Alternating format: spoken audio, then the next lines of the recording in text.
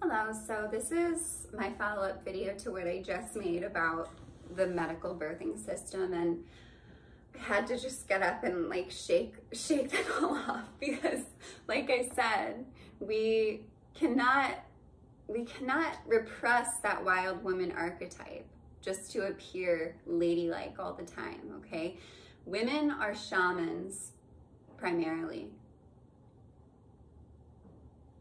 So it's from this belief that I'd like to discuss my experience with wild pregnancy and free birth. And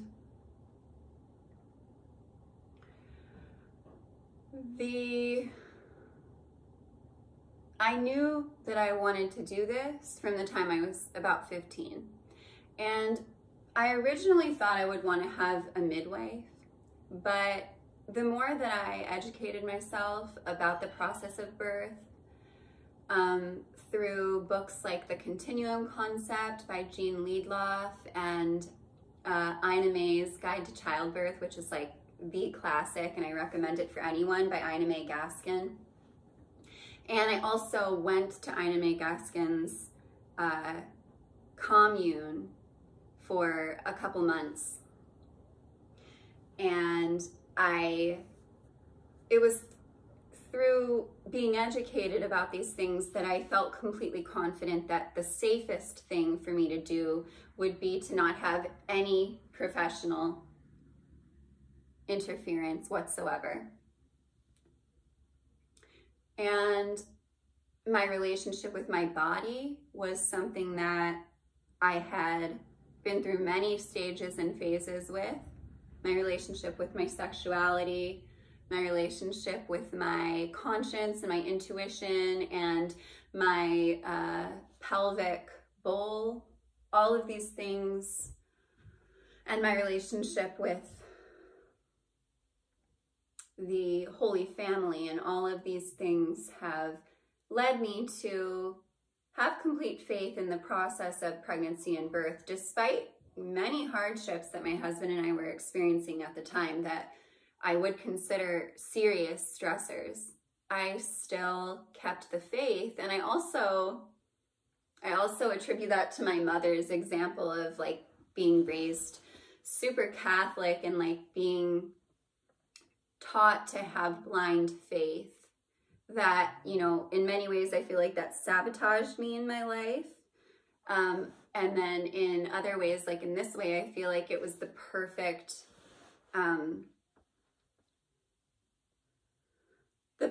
thing for playing the role of the birthing woman and the pregnant woman, because having blind faith in the experience, in your body's language, and in your ability to navigate your communication with your baby's soul is something that requires blind faith. And I was just exposed to so much blind faith when I was a child that part came very easily to me. And then I had been educated through reading and through being influenced by people who had had natural home births.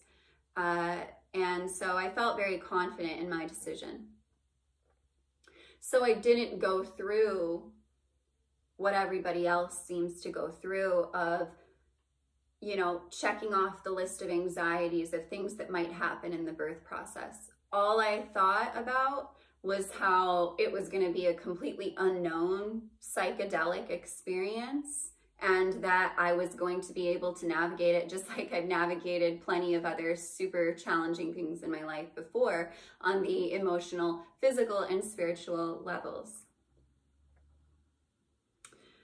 Now, there are also quite a lot of things that I feel if I had done them differently, I would have had an easier time in my birth process and postpartum experience. And I'm not really going to get into those now, because it's really just that there were other things that I was stressed about that I feel I could have been more disciplined with keeping my mental stress better, and that would have had a more positive outcome. But I had a very positive outcome anyway, so I'm not really going to get into that.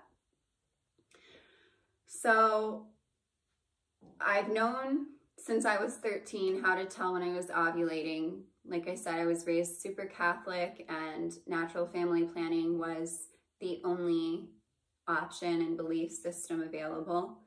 And I was also educated by some other people that weren't Catholic, but were very like bohemian, like naturalistic people, that, you know, birth control is not good for you. And, you know, it's that being in touch with the female rhythm is really important. So I had some really great influences that I'm very grateful for. And that's really what this is all about, is that your mindset is everything. And the medical system has a chokehold of your mindset.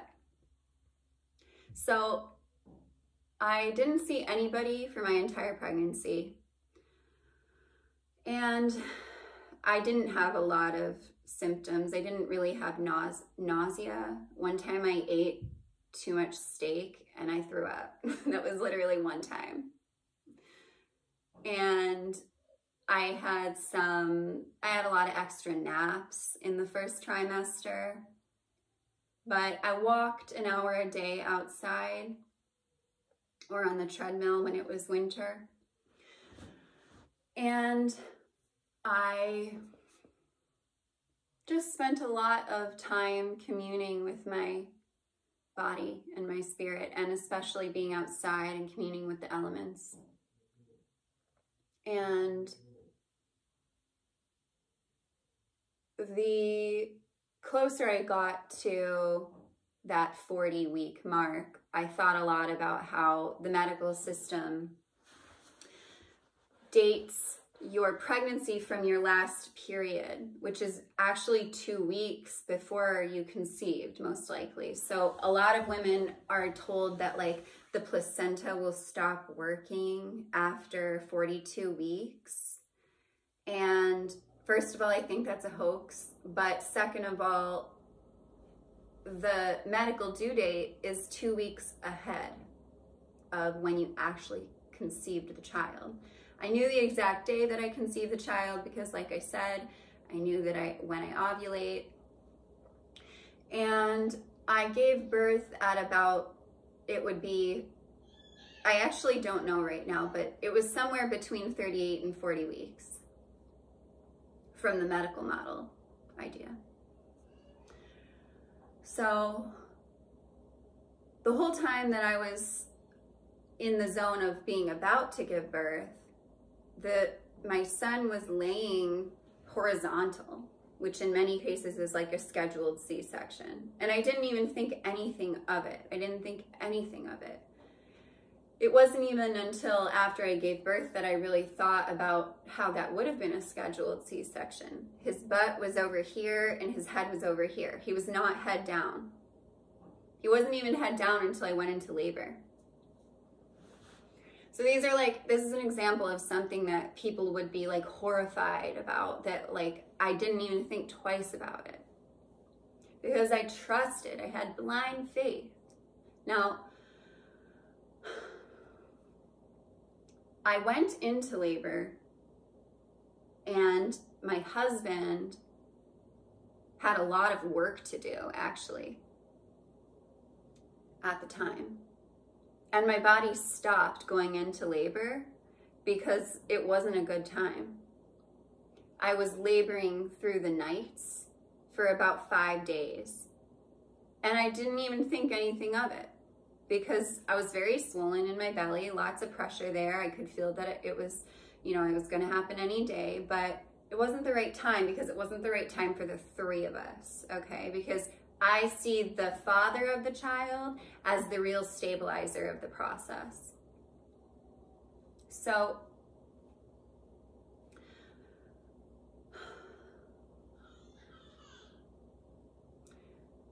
he was sideways and I started having contractions at night. And this went on for like a few days. And my husband was working on a really important project that he couldn't really get away from. It was like a deadline thing and it was going to be done in like 4 days. So I labored at night and it was on like the 4th or 5th day, my husband was gone all day. And then he got home at about 7 a.m. and I remember I never really wear a lot of makeup, but for some reason I felt on that day that I just wanted to wear eyeshadow for some reason. I just felt like I needed to do some kind of like ritualistic adornment of myself. And I didn't know that the baby was coming, but I just like was in that zone of intuition, and I put like all this eyeliner and eyeshadow on my eyes. And my husband got home at about like 6:30 or 7 p.m. and he was exhausted. So like my husband was really struggling because he's struggling from sleep deprivation. He already struggles with insomnia, and he hadn't slept probably for like 2 weeks straight. And he came home and he hadn't eaten anything since breakfast. And the minute that he came into the room, into the house, and I heard his voice, the baby heard his voice too. And I immediately started having contractions that were rotating the baby from this horizontal hammock position into the head down position. And I knew like this is, you know, lots of people might find this like misogynistic or like too subservient or something, but like my husband needed food. So I made him some, I had already been making him food, but I hadn't finished. So I'm like laboring while I'm making him food. Like I'm making him supper, and he is like on his last reserves. Like he's been running on empty for 2 weeks, and he truly needed to eat a really good meal. So I'm like cooking and like squatting down and like letting the contraction end, and then just very slowly, like very, very slowly making him food. I bring him a plate of food. And then after that, it was just like I was in labor nonstop, and I labored between the bathtub, my yoga mat, and the couch. And we had all the lights off, and we had a wood burning stove. And my husband just tended the fire the entire time and followed me around. And yes, contractions are extremely challenging, but I was able to move around. I was able to emote. There were emotional, there was an emotional well within me that needed to be opened up to move the baby into the world. And like most women can't even like sob or weep in front of their best friends or their like aunts and uncles. So how do you expect these environments to facilitate the emotional opening of birth? I don't know. And my relationship with my husband like wasn't even as good as it is now at that point. So that's one thing that I feel like my next birth will be even easier, because I feel like a lot more free and open after having my baby with him and after raising a baby with him for the past 15 months. So it was from the hours of 8 to 2 a.m., 8 p.m. to 2 a.m. that I labored. And I was totally exhausted after, but what would happen is that I would be guided into a position where my body felt like if I was in any other position, I would not be able to handle the contraction. Like that's how painful it was. And then I would get into the position, whether it was like, sometimes I was at a 90-degree angle with my back, like holding on to a surface in front of me. At about 2 a.m., after I had been like back and forth between the yoga mat and my hot bath and the fire and the couch, I had a really strong contraction, and I felt that my right hip socket was like stuck, and it was really painful. And I like literally like kicked my leg out to the side as hard as I could, like flinging my ankle joint. Like I was trying to like shake my ankle joint as hard as I could. And in that moment was when I was fully dilated, and also when my water broke. So I like I shook my ankle joint, and then my son's fingernails, his long fingernails, like punched through the sack, and the water broke all over the floor.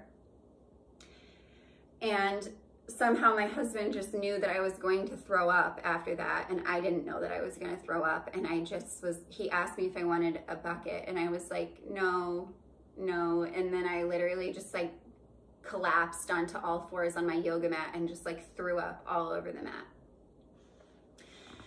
And then I went over to the bathroom and I sat on the toilet, and I was like in absolute agony. And I was trying to tell my husband that I didn't feel safe with him emotionally, that like there were things in our relationship that made me feel not totally safe in my soul and heart with him, and that I was really scared in that moment because I felt like I needed to open up and I didn't feel safe.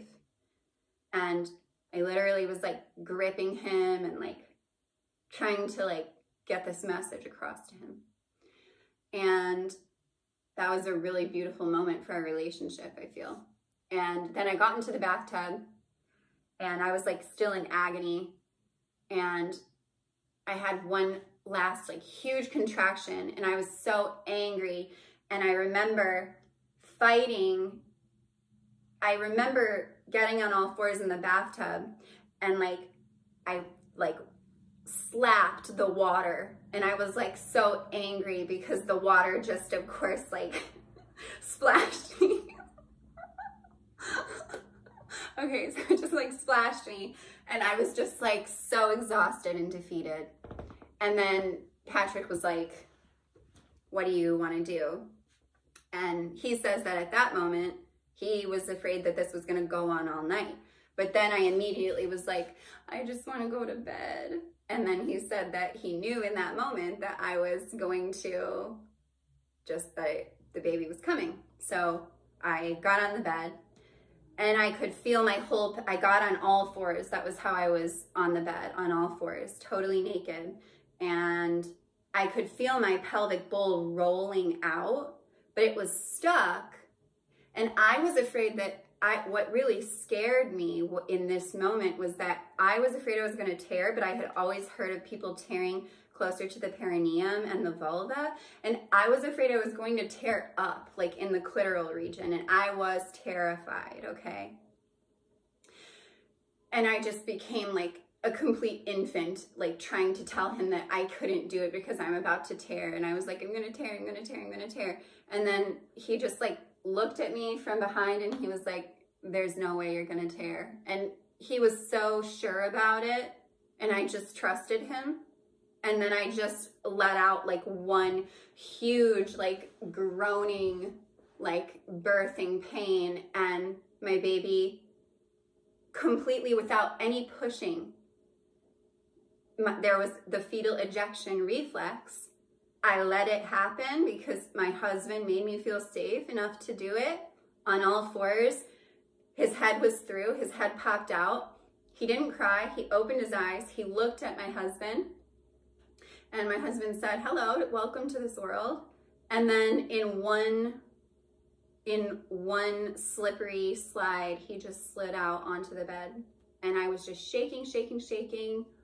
And he was beautiful and fine. And I was shaking still, and I brought him to my chest, and he latched right away. And then I picked him up. We walked out from the bedroom, and I held him, and he was still attached. The placenta, we kept the placenta attached. I held him, we looked at him with the placenta still in me and him still attached by the cord. We looked at him for about 30 minutes, and then I set him down on my yoga mat and squatted down to look at him. And then in that moment, the placenta also just ejected out of my body without any like coaxing or anything. I didn't even think about it, okay? I just squatted down, and that was enough for the placenta to just be like, all right, it's my turn. And then we cut the cord, And all three of us got into bed and slept for 4 hours. And he was born at 2:35 a.m. And then we just got into bed and slept. And I had a small cracking of skin that was painful, but wasn't really a tear. And yeah, I think that's my whole story. I'm sure I forgot some things, but I think you get the idea that we can't just expect birth to be this like clean sequence of like textbook processes and then, you know, think that there's like no way that a woman can do it without interventions, or that the best way to do it is to have some stranger looking into her body the entire time. So, like I said in my first video, I do have an ebook for sale that I will put in the description box here. It's a 30-day activation guide, preparing for free birth. And I just want to thank everybody who watched this video and encourage you to share with a like-minded friend and to like and subscribe if you haven't already. And I just want to encourage every woman that is thinking that she would like to do something like this to not allow the father of the child to convince you otherwise, because he's not the one that's going to be going through the experience.